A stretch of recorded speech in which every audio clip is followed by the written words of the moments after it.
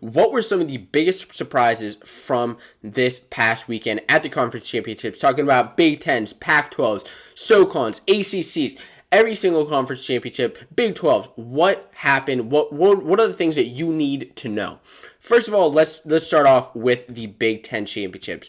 Starting off at the Big Ten championships, I just want to say that there were crazy upsets. Absolutely crazy upsets from all around. And if you want to see some of everything Big Ten Championship recap, make sure you check that video out on the channel. But I want to talk about some of the crazy upsets at the Big Tens. We want to talk about 133 just in general. Is Sebastian Rivera beating Seth Gross in the semifinals.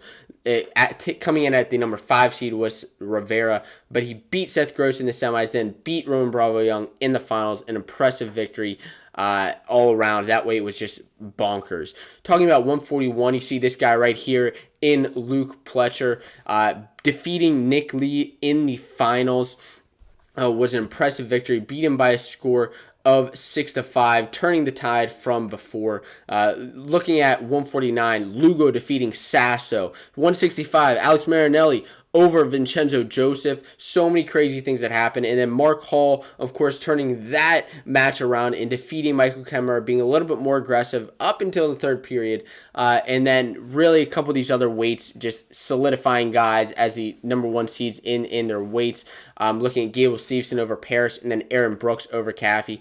Just so many great upsets. And then I'll get to Caleb Young in just a minute. That was, of course, one of the other unfortunate upsets for the Iowa Hawkeyes. However, it was just an insane weekend. The other thing I want that you need to know is about Nebraska. Nebraska finishing second place in the Big Ten to Iowa. Iowa, of course, having 157.5 points as the first place as your Big Ten champions, but Nebraska finishing in second place with 132 points over the third place, Ohio State. And yes, that's correct. Penn State finished in fourth place with 107.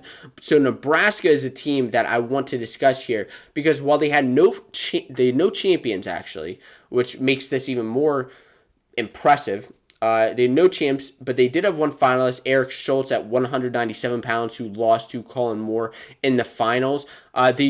Nebraska was just a very consistent team. A lot of third places. Looking at Chad Redd, who had a great win over Max Murin of Iowa. Peyton Robb, who upset Caleb Young in an early round. Colin Puritan, Isaiah White, as well as Taylor Vance, who avenged a earlier season loss from Abe Assad. All these guys taking third place. Then you look at Ridge Lovett, who gave Austin DeSanto a match in the quarterfinals. I believe it was a 1-0 decision that he lost. However, an impressive tournament, ended up taking 7th place. Alex Thompson took 6th. Mikey Labriola at 197 took 6th, and David Jensen at heavyweight took 5th place. That was a big surprise from this weekend. At least I didn't see it coming. Please let me know in the comments below. Did you see Nebraska finishing in 2nd place? Maybe if you're a Nebraska fan, you did, and I'll give you props for that because they had an impressive weekend. Now, the other thing, the other surprise before we get into the ACC, EIWA, and a couple of these other conference championships, the last thing with Big Ten is that Iowa didn't place all 10 wrestlers and may not be a lock at the national championship. Now, yes, they had a heck of a tournament, okay?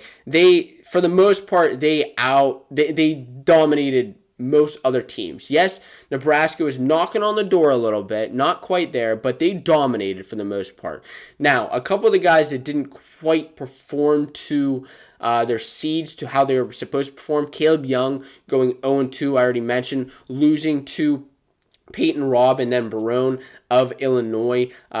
2 losses. Unfortunate to see a Caleb Young perform that way. But then Max Murin, the other guy at 141, who we expected, we were excited to see how is he going to do against Luke Pletcher or Nick Lee since he hadn't wrestled yet. Well, he didn't even get a chance to wrestle them because he lost early on to Mitch McKee and then Chad Redd. So that was, unfortunate to see out of Max Murin. But just saying, they didn't place all 10 of the wrestlers, which everybody expected.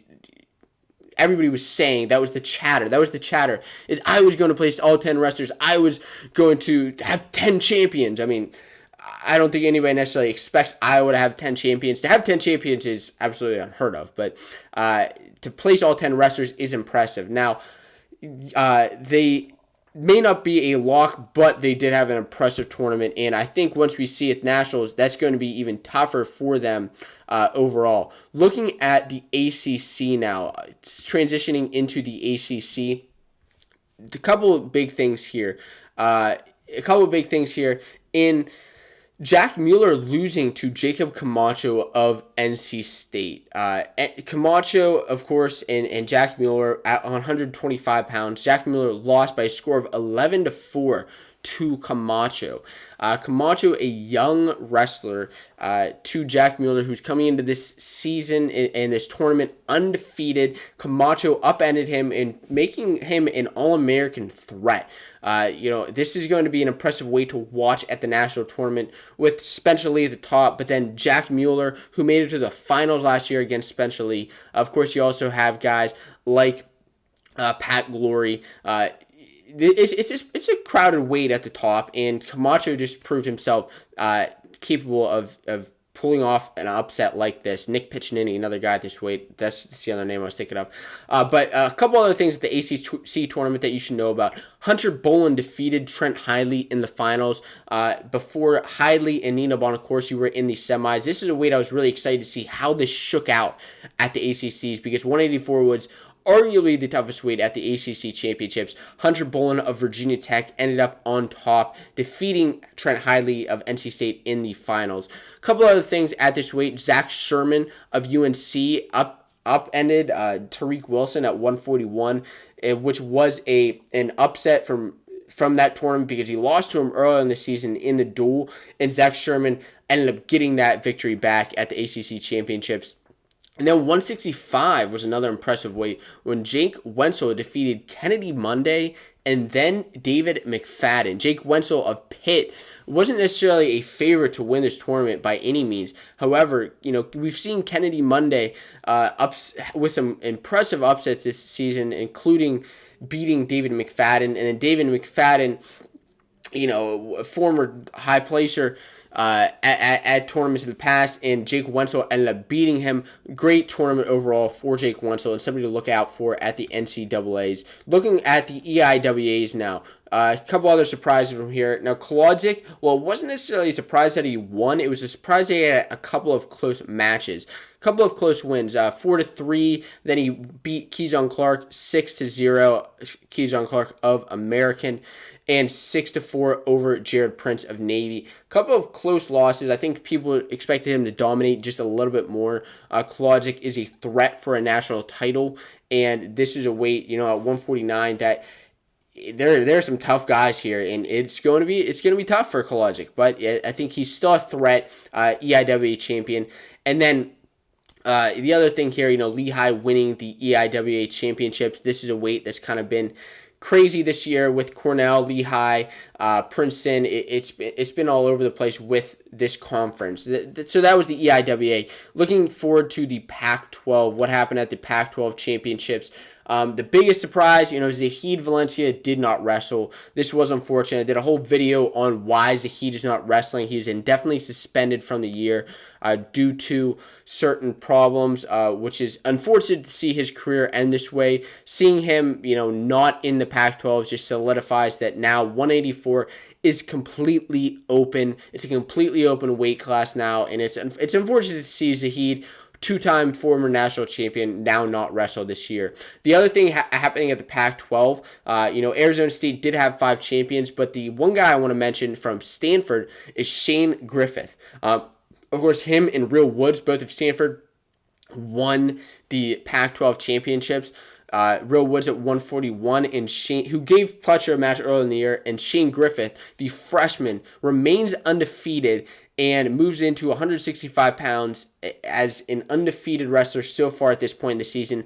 I'm pumped to see how he's going to do against guys like Vincenzo Joseph and Alex Marinelli. We've seen freshmen come in the past like Micaiah Lewis and have an impressive run at NCAAs. Could Shane Griffith do it this year? And the last thing I want to talk about, I want to mention at least Max and Big 12s. There weren't necessarily anything crazy that happened at either of these tournaments. So I just wanted to mention that it's not any surprises there that happened. If you disagree, if you think that there were a couple of surprises, please let me know in the comments below. But the last thing I do want to talk about is the SoCon championships. I mentioned already 5 champions from Arizona State in the Pac-12. Well, Campbell University had 5 champions in the SoCon, making those the 2 top teams to have the most champions out of any single weight class. Impressively, Campbell actually could have had 6 champions. The only reason they didn't is Jerry Hino, the heavyweight, actually lost to Kerry Miller of App State, which was a surprise at the heavyweight championships. And that's kind of what happened there. But Campbell wins back-to-back SoCon championships. And those are all of the surprises that happened this weekend at the conference championships. Please let me know what your favorite surprise was from this past weekend.